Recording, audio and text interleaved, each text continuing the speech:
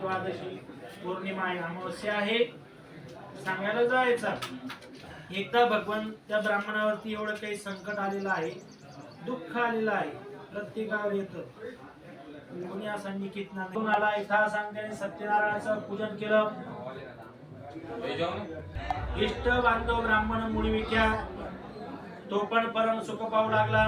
मुळीविक्या सत्यनारायणाचं व्रत केल्यापासून दुःख झालेलं, संकटातून मुक्त झालेला आहे, परम सुख पाहू लागला. दुसऱ्या अध्यायात देवा खंडातील सत्यनारायणाचा दुसरा अध्याय समाप्त. गोपाल कृष्ण भगवान हरे नमः. हरे नमो नमः. श्री गणेशाय नमः. सूत पुढे सांगतात उल्कामुख नावाचा एक सार्वभौम राजा होता. तो राजा जितेंद्रिय सत्य तीर्थप्रसाद भक्षण केलेला आहे भगवंताचा.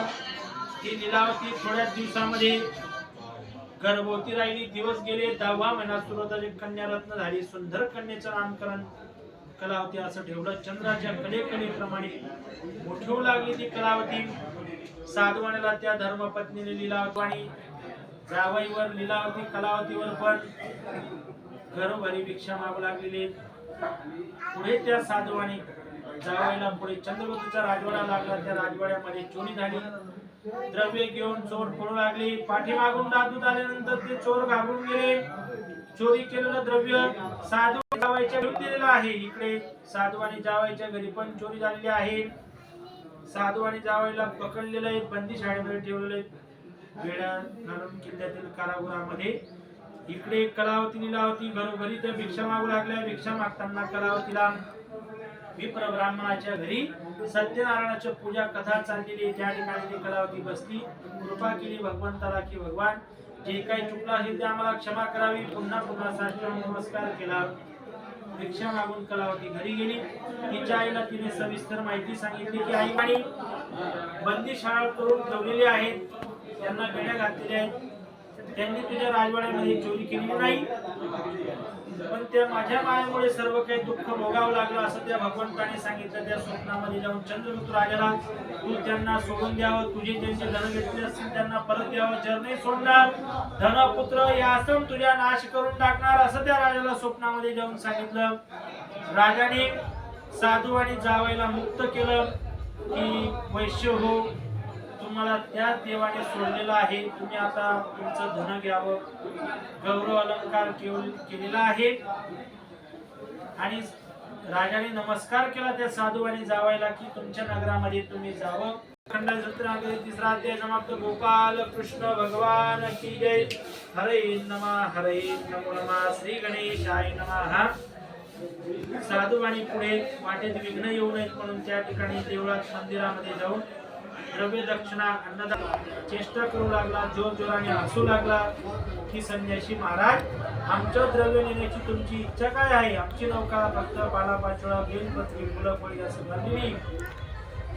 आमच्या नौकेमध्ये द्रव्य दक्षिणा काही. भगवान म्हणाले की माझं सत्यनारायणाचं पूजन तू केलेलं नाही म्हणून तुला वारंवार दुःख प्राप्त राहतील.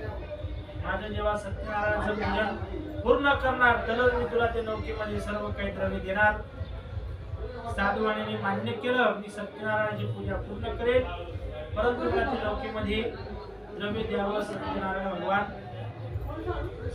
भगवान प्रसन्न झाले. त्या साधूवाणीला इच्छित वर देऊन नौकेमध्ये सर्व काही द्रव्य दिलेलं आहे आणि ते सत्यनारायण भगवान गुप्त झाले. संन्यासी महाराज नौकेवर जाऊन बसला. तो साधू महाराज पूर्ण द्रव्याने भरून आली. ती नौका काठावर लावली समुद्र तीरावर. त्या ठिकाणी त्याने यथाशक्ती श्रद्धे भक्तीने सत्यनारायणाचं व्रत केलं, कथा केलेली आहे. इष्ट बांधव परिवार यांना तीर्थप्रसाद दिलेला आहे. जावई मित्र परिवार आणि त्या साधवाने तीर्थप्रसाद भक्षण करून नौका द्रव्यासह पाण्यात लोटून दिली. त्यांनी विचार केला साधू महाराजाने की आता आपण घरी जावं पत्नीला भेटण्याकरता.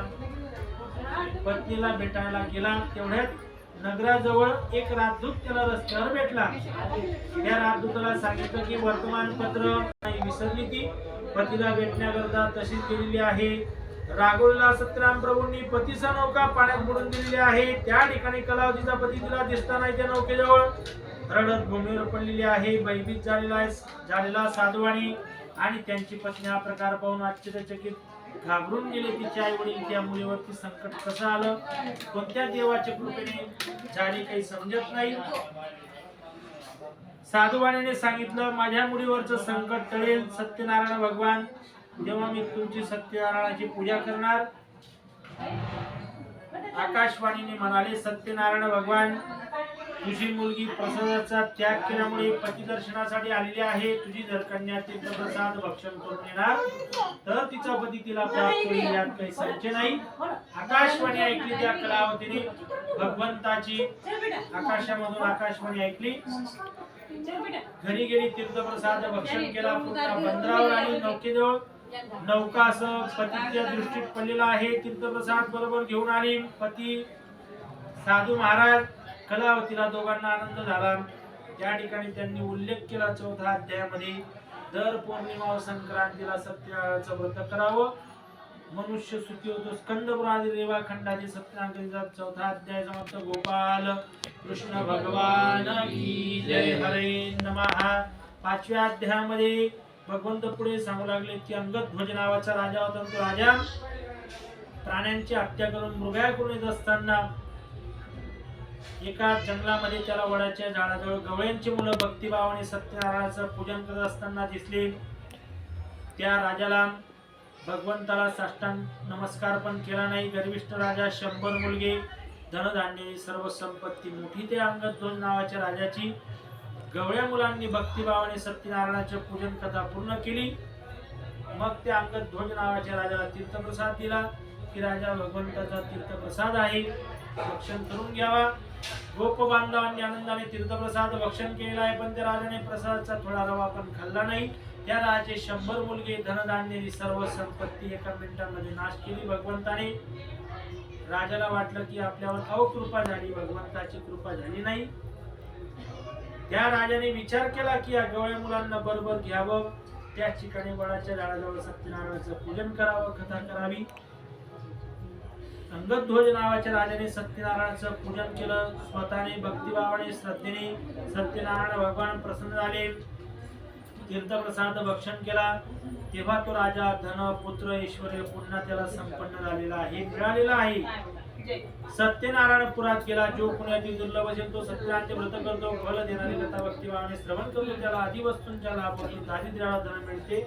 बंधनातून पडला असेल तर बंधनातून मुक्त होतो. भीतीग्रस्त झाला असेल तर भीतीपासून मुक्त होतो. ते सत्यनारायण लोक प्राप्त होतो.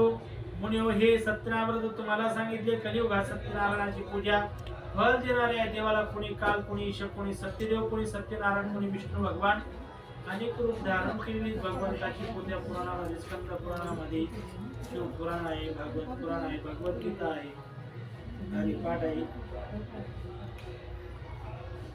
भरपूर काही नाव आहेत भगवंताची. या देवाला काल, कोणी ईश, कोणी सत्यदेव, कोणी सत्यनारायण, कोणी महाविष्णू, गोपाल कृष्ण, सर्व काही नाम धारण केलेले भगवंताची.